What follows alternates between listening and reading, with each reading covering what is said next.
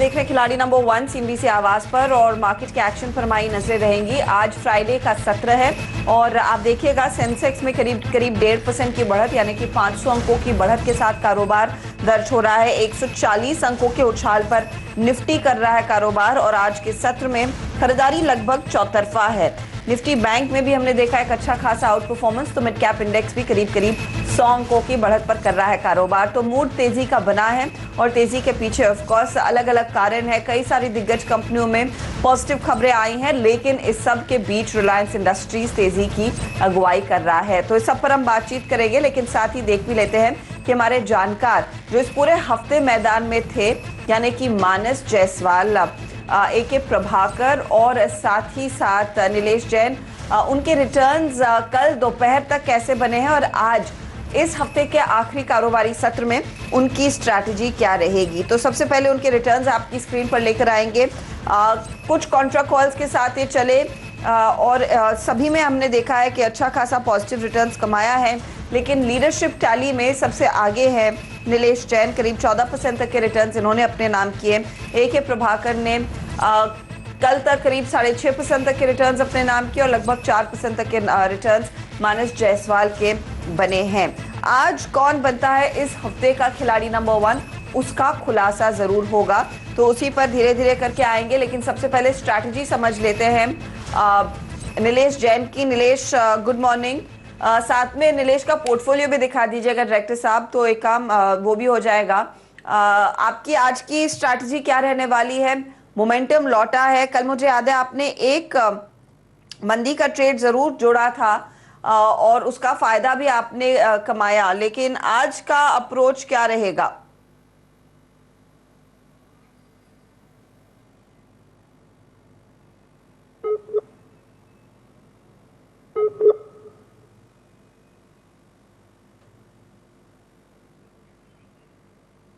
लगता है थोड़ा सा टेक्नोलॉजी प्रॉब्लम हो रही है, उनकी आवाज हम तक नहीं पहुंच रही है। मानस, आपकी अप्रोच क्या रहने वाली है? हर्षिता, देखिए, मेरा अभी भी समझना है कि जो ट्रेंड है वो थोड़ा सा कॉशियस रहने की जरूरत है उस ट्रेंड में, क्योंकि हाई लेवल पे निफ्टी पे अभी भी काफी स्ट्रांग रेजिस्टेंस है। 9400 9450 एक स्ट्रांग रेजिस्टेंस जोन है, तो इसलिए मैं समझता हूँ कि अभी भी उछाल पे बिकवाली करने की ही सलाह रहेगी। अगर 9450 के ऊपर निफ्टी निकले तो ही आपको फ्रेश लॉन्ग बनाने हैं, अदरवाइज बेटर स्ट्रेटजी तो यही रहेगी कि अगर आपको जो वीक स्टॉक्स दिखते हैं, जहां पर आपको फ्रेश ब्रेकडाउन दिखे, वहां पर आपको शॉर्ट पोजीशन क्रिएट करनी है। ओके, तो आप कह रहे हैं वीक स्टॉक्स में आप शॉर्ट की पोजीशंस आइडेंटिफाई करेंगे। अगर एके प्रभाकर जुड़ गए हैं तो उनसे भी बात कर लेते हैं। डायरेक्टर साहब बताइएगा अगर वो जुड़ गए हैं, साथ में उनका पोर्टफोलियो भी लेकर आएंगे स्क्रीन पर। अच्छा, डायरेक्टर कह रहे हैं कि नीलेश शाह आ चुके हैं, नीलेश जैन आ चुके हैं। नीलेश जी बताइए। Good morning Harshita. वेल, हमारी रणनीति थ्रू आउट दिस वीक भी यही रही है कि जहाँ पे मिड कैप में अट्रैक्शन दिख रहा है, जहाँ पे चार्ट पैटर्न पे ब्रेकआउट दिख रहा है, वहाँ पे लॉन्ग पोजीशन में ही फोकस किया जाए। आज की स्ट्रेटेजी भी मेरी कुछ वैसी ही है। आज भी मैं 2 बाय रिकमेंडेशन के साथ ही जाना चाहूंगा। बहुत सारे मिड कैप में आज के सेशन में काफी अच्छा अट्रैक्शन लौटता हुआ दिख रहा है, काफी चार्ट पैटर्न पे ब्रेकआउट भी आते हुए दिख रहे हैं। अगर हम मार्केट्स की बात करें तो डेफिनेटली 9400 एंड 9500 ये 2 लेवल है जो काफी स्ट्रॉन्ग रेजिस्टेंस जोन है। जब तक 9500 के ऊपर नहीं निकलता है तब तक इंडेक्स दिग्गज शेयरों को अवॉइड करना चाहिए बाय करने से। इनफैक्ट डाउन साइड में देखें तो एक मेजर सपोर्ट जो 9100 के आसपास बन चुका है, तो 9100 से 9400 ये हमारी ट्रेडिंग रेंज थी जो हमने काफी दिनों से मेंटेन की हुई है। अभी भी निफ्टी इसी दायरे में ट्रेड करता हुआ नजर आ रहा है। गोइंग फॉरवर्ड जिस भी साइड ब्रेकआउट आएगा आइदर 9100 के नीचे और 9400 के ऊपर, हम वहां से फर्दर एक्शन देख सकते हैं। ओके, तो ये फिलहाल आपके लिए राय है इंडेक्स के ट्रेड पर और आज नीलेश की स्ट्रैटेजी। एके प्रभाकर साहब की राय ले लेते हैं कि वो आज क्या करेंगे। प्रभाकर साहब, इस पूरे हफ्ते आपके शॉर्ट आइडियाज ने कमाल दिखाया है, लेकिन मार्केट में एक अच्छा खासा मोमेंटम, आपकी आज की स्ट्रैटेजी क्या रहेगी? Good morning. No, this is a bear market. You know what rally we saw from 7511 till 9889.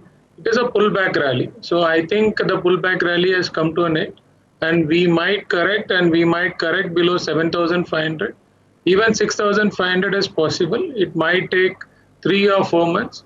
So that is why I've given most of the calls as send call, almost every call as a sell call, and I maintain my negativity. Now the first week of the fall normally is not too great, but as it proceeds, then the correction will get deeper. So we need to get prepared for the correction, and this is a unique situation which we are in, where previous plague like this has happened 102 years before. So whatever results I'm seeing, the impact is just for 7 days. Now we will have an impact which will be for 3 months. So once the next quarter results come, the market can be in panic mode. So before that, we need to generate some cash. So I have given sell calls, but it will start working in next few weeks. That is what we need to have in mind. Okay तो ये फिलहाल आपकी राय है कि आगे market घूम भी सकता है। इस हफ्ते तो हमने अच्छा खासा तेजी का मोमेंटम पकड़ लिया, लेकिन इस पर भरोसा ना करें। प्रभाकर साहब बेसिकली ये कह रहे हैं कि थोड़ा थोड़ा करके मुनाफा वसूलते रहना चाहिए, मार्केट के ट्रेंड्स वॉलेटाइल रह सकते हैं, उसकी तैयारी आपकी होनी चाहिए। तो चलिए एक एक करके इनका पोर्टफोलियो देख लेते हैं और फिर इनसे पूछते हैं कि यहाँ से आगे स्ट्रैटेजी क्या रहेगी। सबसे पहले मानस जायसवाल का पोर्टफोलियो स्क्रीन पर लाइएगा। मानस के पोर्टफोलियो में दरअसल पिडिलाइट में सेल कॉल पोजीशन बनी हुई है, एसबीआई में भी सेल कॉल था, ये होल्ड कर रहे हैं। कोटक का सेल कॉल जो इन्होंने दिया था वहां पर एक रिवर्सल नजर आया तो स्टॉप लॉस ट्रिगर हो गया। मानस बताइए, कोटक को आपको रिप्लेस करना होगा, क्या जोड़ेंगे? देखिए पावर नेम्स, जहां पर जो पावर स्टॉक्स है वहां पर हमें आज काफी सेलिंग प्रेशर देखने को मिल रहा है, और उनमें से ही एक है एनटीपीसी, जहां पर स्टॉक ने लोअर टॉप लोअर बॉटम्स का कंफर्मेशन दिया है। एक सपोर्ट था 89 के आसपास, स्टॉक ने वो ब्रेक किया है। तो मैं समझता हूँ कि एनटीपीसी में अभी और गिरावट देखने को मिलेगी। 8250 ये रहेंगे टारगेट, और स्टॉप लॉस रहेगा 90.60 का। करंट लेवल्स पे शॉर्ट पोजीशन बनाई जा सकती है।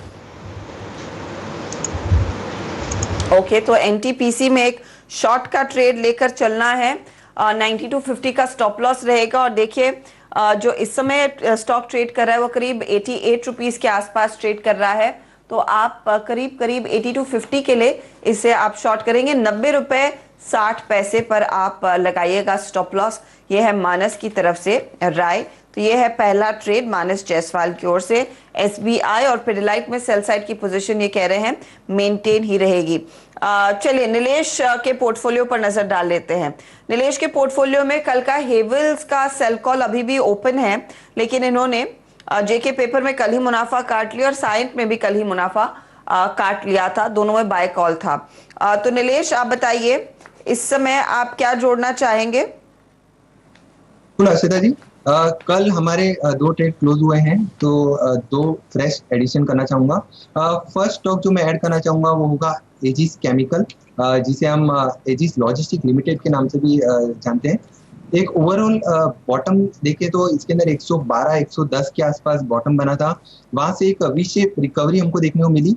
पिछले कुछ सेशन से इसके अंदर थोड़ी बहुत गिरावट जरूर हमको देखने को मिली थी, तो एक पैटर्न डेवलप होता हुआ दिख रहा है, इसे हम पेनेंट कह सकते हैं, और फॉलिंग वेज जैसा ही पैटर्न डेवलप होता हुआ दिख रहा है। आज के सेशन में इसके अंदर एक फ्रेश ब्रेकआउट हमको आते हुए देखने को मिला है। 173 के ऊपर ये ब्रेकआउट लेवल था। करंट लेवल पे भी लॉन्ग पोजीशन इनिशिएट की जा सकती है। मेरा ये मानना है कि ऊपरी स्तरों पर इसके अंदर ये पोजिशनल बाय भी कर सकते हैं और शॉर्ट टर्म डिलीवरी भी लिखे जा सकते हैं। 168 का एक स्टॉप लॉस होगा। हाई साइड में 185 तक के टारगेट हम एक्सपेक्ट कर रहे हैं। Positionally as well as short term दोनों तरीके से इसको बाय किया जा सकता है। एक और चीज ऐड करूंगा, मोमेंटम इंडिकेटर है ऑस्किलेटर पे बाय क्रॉसओवर हमको डेली चार्ट पे आता हुआ दिख रहा है। आरएसआई करंटली 60 के आसपास ट्रेड हो रहा है, यहाँ पे भी momentum high top high bottom का बनता हुआ दिख रहा है। एमएससीडी ऑलरेडी बाय क्रॉसओवर में, तो करंट लेवल पे डेफिनेटली लॉन्ग पोजीशन को होल्ड किया जा सकता है। 185 जो हमारे पोजीशन टारगेट। ओके तो 185 के टारगेट के लिए एजिस लॉजिस्टिक्स में आप तेजी की पोजीशन लेकर चलेंगे। 168 आपके लिए स्टॉप लॉस का काम करेगा, और यहाँ पर एक बहुत अच्छा खासा ट्रेंड देखने को मिला है। मोमेंटम ट्रेड्स में ये भी फिर शामिल हो रहा है। 185 इसीलिए टारगेट रखा है एजिस पर इस समय नीलेश जैन ने। चलिए एके प्रभाकर का पोर्टफोलियो आपकी स्क्रीन पर लाते हैं। इनके पोर्टफोलियो में इस समय ओपन पोजिशन सिर्फ अच्छा पीएफसी और वोल्टास में ये होल्ड कर रहे हैं, लेकिन टोरेंट फार्मा में कल ही इन्होंने पोजीशन अपनी काट ली थी, ये मुझे याद है, दोपहर में एक अपडेट आया था इस पर। तो प्रभाकर साहब एक स्टॉक आप जोड़ सकते हैं, क्या रहेगा वो? Yeah, I will sell Hindustan Petrol. Stop loss will be 206.25 and target on the downside will be 174. And the reason we are selling this is now the governments, state government and central government have increased the duty on petrol and diesel. So the margins which the marketing companies were enjoying in the intermediate days will not happen. But with no economic activity, the petrol and diesel sales have dropped by more than 60%. So these oil marketing companies are having huge inventory for which they have raised debt.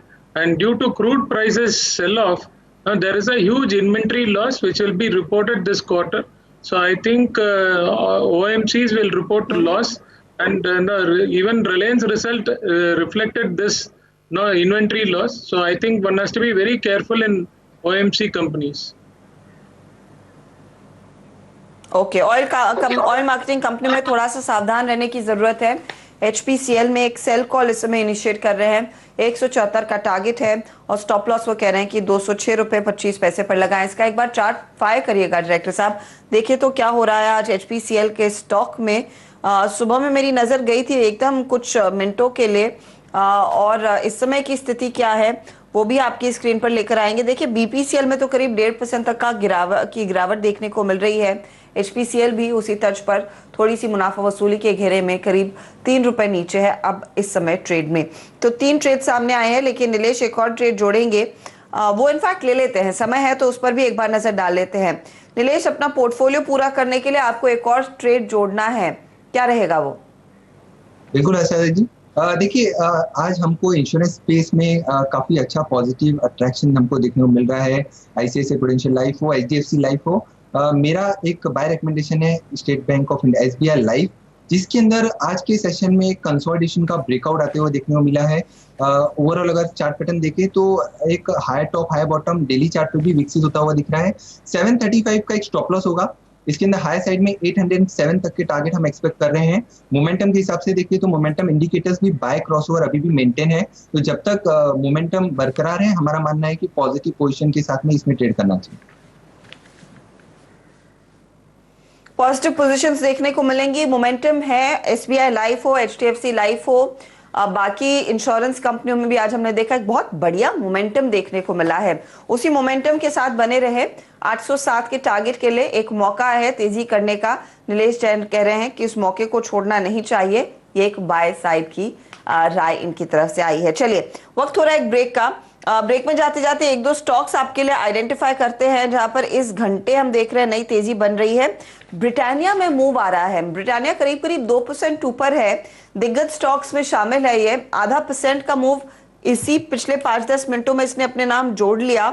HUL तो सुबह से ही perform कर रहा है, तो वहां पर भी कुछ तेजी बनी है। मानस, ब्रिटानिया पर एक बार नजर डालेंगे, ये जो मूव आया है करीब 2% ऊपर है स्टॉक का, क्या टिकेगा?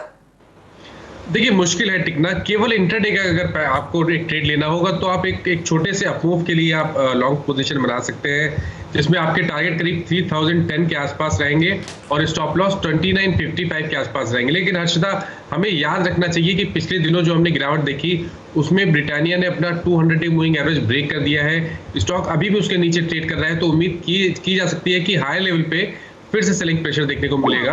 तो पोजिशनली आपको कॉशियस रहना है हाई लेवल्स पे। इंट्राडे के लिए आप डेफिनेटली 30 से 35 रुपए का मूव यहां से देख सकते हैं। ओके, तो ये फिलहाल एक इंट्राडे के लिए पर्सपेक्टिव आपके सामने ब्रिटानिया पर आ चुका है। इंट्राडे के लिए वो लेवल्स का ध्यान दे, इस समय करीब 2970 के आसपास कर रहा है ये कारोबार। चलिए, लेंगे एक छोटा सा ब्रेक। ब्रेक के बाद ओवरऑल अब तक के रिटर्न्स की स्थिति क्या है उस पर नजर रखेंगे, और साथ ही साथ आज की बड़ी खबर रिलायंस इंडस्ट्री स्टॉक रफ्तार में है। क्या कुछ डिटेल्स निकल कर आई हैं विस्ता के साथ जो पार्टनरशिप रिलायंस जियो ने छेड़ी है, उस पर हमारी नजरें रहेंगी। एक चेक भी लेंगे कि टेक्निकली अब यहाँ से आगे कौन से लेवल्स प्रोमिनेंट बन जाते हैं। बने रहिए आप CNBC आवाज के साथ।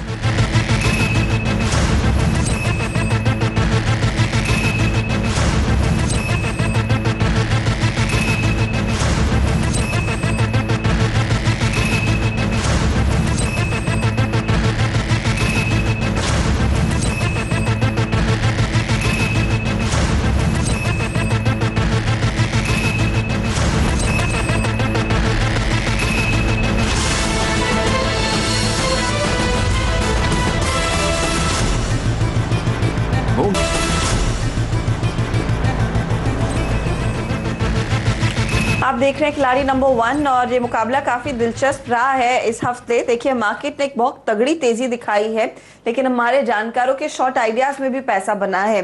हाँ, कुछ ऐसे ट्रेड्स हैं जहां पर कुछ स्टॉप लॉसेस जरूर ट्रिगर हुए, जैसे मिसाल के तौर पर कोटक महिंद्रा बैंक, लेकिन लार्जली पैसा बना है जिन भी ट्रेड्स पर इनकी नजर गई है और जो भी सुझाया गया है। तो एक एक करके अब तक का पोर्टफोलियो आपकी स्क्रीन पर लेकर आते हैं जो हमारे जानकारों ने पेश किया है, और फिर रिटर्न्स के मामले में किस स्टॉक की ओर से बेहतर प्रदर्शन देखने को मिल रहा है आज के सत्र में, उस पर भी राय लेंगे। AK प्रभाकर का पोर्टफोलियो आपको दिखा देती हूं मैं।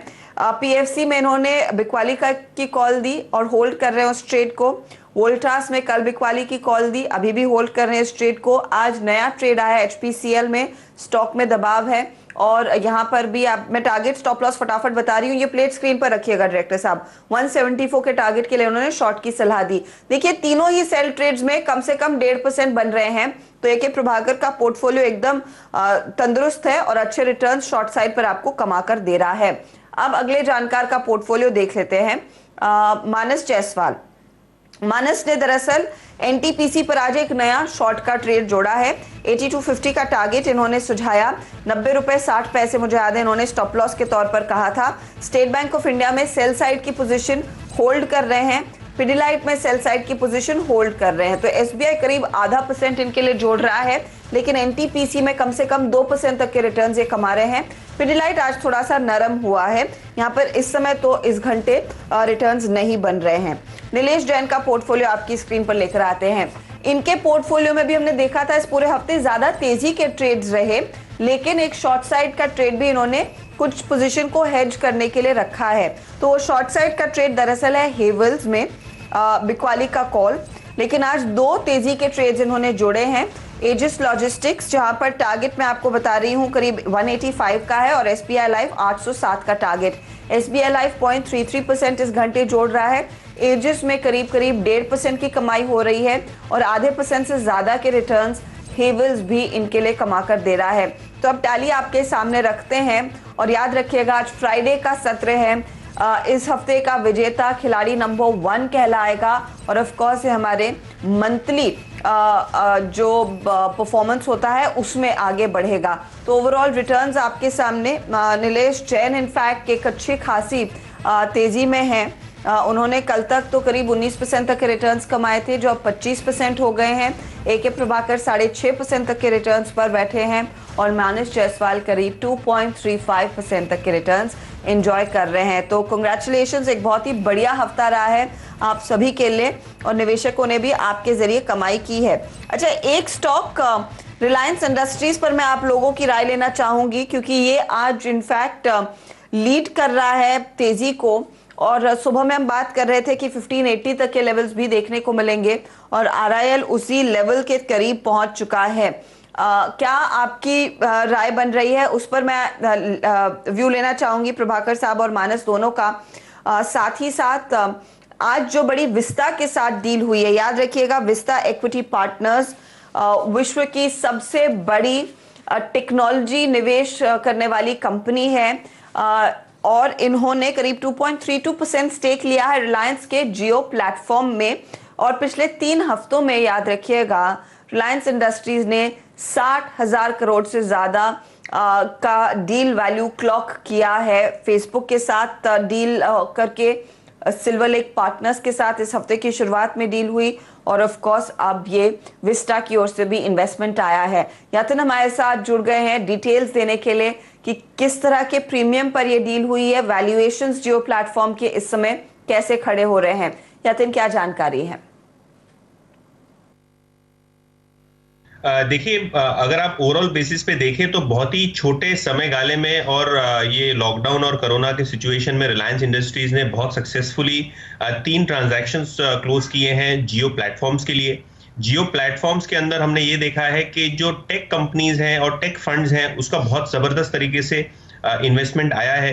तो बजाय जियो के आप जैसे उसको टेलीकॉम कंपनी की तरह देखते हैं वैसे मत देखिए। जिस हिसाब से ट्रांजैक्शंस हो रहे हैं और जिस हिसाब से इन्वेस्टर इंटरेस्ट एक प्रीमियम पे आता हुआ दिखाई दे रहा है, इस हिसाब से जियो को एक प्लेटफॉर्म, एक टेक्नोलॉजी कंपनी के तरीके से देखा जा रहा है। अगर आप फेसबुक की ट्रांजैक्शन की बात करें तो उससे प्रीमियम पे आज एक ट्रांजैक्शन हुआ है, करीब 12.5% प्रीमियम पे ट्रांजैक्शन होते हुए दिखाई दिया है हमको। विस्ता इक्विटी पार्टनर्स, जो कि यूएस का सबसे बड़ा टेक्नोलॉजी फंड है, उन्होंने 2.3% की हिस्सेदारी खरीदी है जियो प्लेटफॉर्म्स में, 11,350 करोड़ के आसपास। कुल मिला के जो पीछे के जो 2 ट्रांजैक्शन हुए और आज का जो ट्रांजैक्शन हुआ है, कुल मिला के जो 3 ट्रांजैक्शन हुए हैं, 13.4% हिस्सेदारी के लिए हुए हैं जियो प्लेटफॉर्म में, और इससे कंपनी ने करीब करीब 60,600 करोड़ रुपए जुटाए हैं। और अगर आप एंटरप्राइज वैल्यू की बात करें तो 5 लाख करोड़ के ऊपर की एंटरप्राइज वैल्यू मिलती हुई दिखाई दे रही है जियो प्लेटफॉर्म्स को, जो कि करीब करीब 50 से 55% रिलायंस की मार्केट कैपिटलाइजेशन को कंट्रीब्यूट कर रहा है। जबकि आप अगर जियो की बात करें तो करीब 8% ही रेवेन्यू जो है कंसोलिडेटेड बेसिस पे रिलायंस के लिए कंट्रीब्यूट करता है, और करीब 21% 22% के आसपास एबिटा कंट्रीब्यूशन करता है। तो ये एक टाइप में रिकॉर्ड इन सॉर्ट्स है। एक रिकॉर्ड समय में इतनी बड़ी फंड रेजिंग हमने कभी देखी नहीं है, और जिस हिसाब से ट्रांजैक्शंस जियो प्लेटफॉर्म पे हो रहे हैं, इस हिसाब से लग रहा है कि आगे चलते हुए भी बहुत सारी अनलॉकिंग दिखती है। क्योंकि सिल्वर लेक की बात करें या विस्टा इक्विटी पार्टनर्स की बात करें, दोनों ही ये फंड्स हैं जो टेक्नोलॉजी स्टार्टअप्स और टेक्नोलॉजी कंपनीज में इन्वेस्टमेंट के लिए जाने जाते हैं, और जिन्होंने पास्ट में काफी सारी यूएस इन्वेस्टमेंट्स करी हैं जो मल्टीबैगर साबित हुई हैं। तो देखना होगा ये कि जियो का जो आगे चलते हुए ग्रोथ है वो कितना है, और वो कंट्रीब्यूशन अगर ज्यादा होगा तो जाहिर सी बात है रिलायंस इंडस्ट्रीज के वैल्यूएशन पे इसका सीधा पॉजिटिव असर पड़ेगा। और स्टॉक में भी अच्छी खासी तेजी बनी है इस पर्टिकुलर डील के बाद। प्रभाकर साहब, वेरी क्विकली, ये काउंटर 1568 के आसपास कर रहा है ट्रेड। सुबह में बात हो रही थी कि 1580 क्रॉस करने के बाद 1610 तक के लेवल्स देखने को मिलेंगे। आपका परसेप्शन क्या है चार्ट देखकर? क्या इसमें और तेजी की गुंजाइश है? जिनके पास है बने रहे। This company always knows how to mitigate problems, so they have rightly done it. So I think all-time high is 1670, so that can be crossed very soon. This stock has been holding the market in this full rally. Now, whatever pullback rally we have seen, even today, Right. the stock is up 4% and it is holding the market.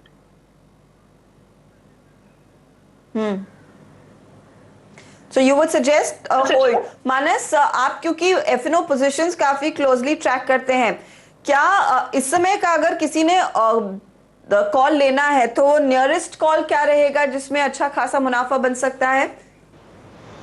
Harshita, देखिए 2 दिन पहले भी हमारी बात हुई थी और तभी भी मैंने मेंशन किया था कि स्टॉक फ्लैग ब्रेकआउट देने को तैयार है, और अगर फ्लैग ब्रेकआउट होगा तो 1610 तक के लेवल्स देखने को मिलेंगे। तो यहां से भी मैं समझता हूँ करीब करीब 40 रुपए का आपको देखने को मिल सकता है। तो अगर एक कॉल ऑप्शन लेना होगा तो मैं समझता हूँ कि जो भी एट द मनी है, और या तो अगर आपको बहुत सेफ रह के प्ले करना है तो 1600 का भी कॉल लिया जा सकता है।